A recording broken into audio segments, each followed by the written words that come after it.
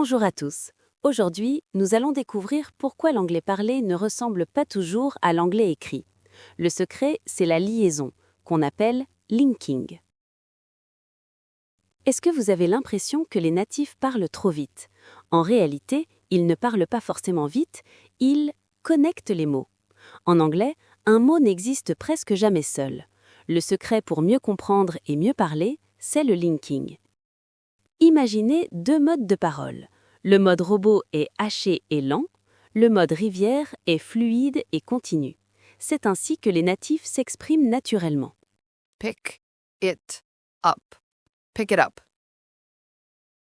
La première règle est la plus fréquente, l'effet aimant.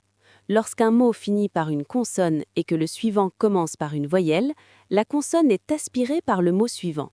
Il n'y a plus aucune coupure. An apple. Take it. Read a book. C'est un peu fatigant, n'est-ce pas? Écoutons maintenant la version avec liaison où les sons glissent. An apple. Take it. Read a book. Que faire quand deux consonnes identiques se rencontrent? Si vous essayez de les prononcer deux fois, vous allez bloquer votre rythme. La solution est de les fusionner en un seul son prolongé. On ne s'arrête jamais entre les deux. Bad day. Bus stop. Black coffee. Vous entendez ces petites coupures? Voyons comment les natifs fusionnent ces sons pour gagner en fluidité. Bad day. Bus stop. Black coffee. Quand deux voyelles se suivent, cela crée un vide. Pour éviter ce silence brusque, l'anglais construit un pont invisible. On ajoute un micro-son de transition, comme un son wa ou un ya, pour que la voix continue de voyager. Go away. I agree. Too often. Pour supprimer ces pauses, écoutons comment les natifs utilisent ces ponts invisibles. Go away. I agree. Too often. Voici une règle spéciale pour l'accent britannique. Normalement, le R à la fin d'un mot ne se prononce pas. Mais si le mot suivant commence par une voyelle, le R se réactive soudainement pour servir de lien. Four apples. Better off. Car engine. Écoutez bien comment le R, d'habitude muet, réapparaît pour créer la liaison. Four apples. Better off. Car engine. Enfin, il y a des liaisons qui créent une véritable réaction chimique.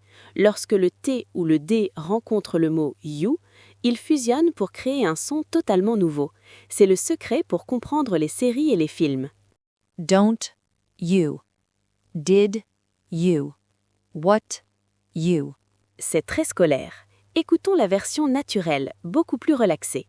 Don'tcha. Didja. Whatcha.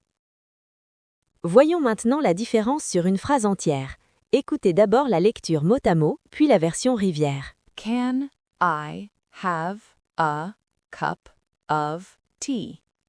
She picked it up and put it away. I found an answer. Et maintenant, écoutez comment tout se connecte parfaitement. Can I have a cup of tea? She picked it up and put it away. I found an answer. Maintenant, on va faire un mini-test. Mais attention, on ne cherche pas à tout coller. On écoute où le son change vraiment. Pour chaque phrase, écoute bien et choisis la prononciation la plus naturelle. Did you like it? A.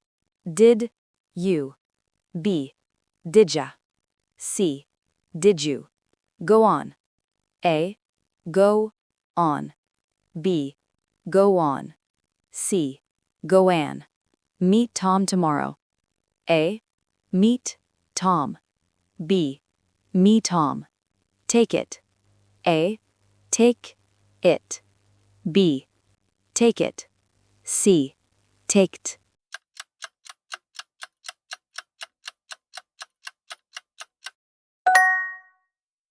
Voyons maintenant les réponses. Numéro 1, Didja. Le D et le Y se transforment. Numéro 2, Go on. Entre deux voyelles, on ajoute un pont en W. Numéro 3, Me Tom. Deux consonnes identiques se touchent, le son devient long. Numéro 4, Take it. La consonne se connecte à la voyelle suivante. Tu vois, on ne relie pas tout. On écoute où le son change vraiment. Connexion, son long, pont ou changement. C'est ça le vrai linking en anglais. Pour conclure, rappelez-vous, l'anglais n'est pas une suite de mots, c'est une chaîne de sons. Ne craignez pas de mélanger les mots, c'est ce qui vous rendra fluide. Practice makes perfect. Keep sliding. See you next time.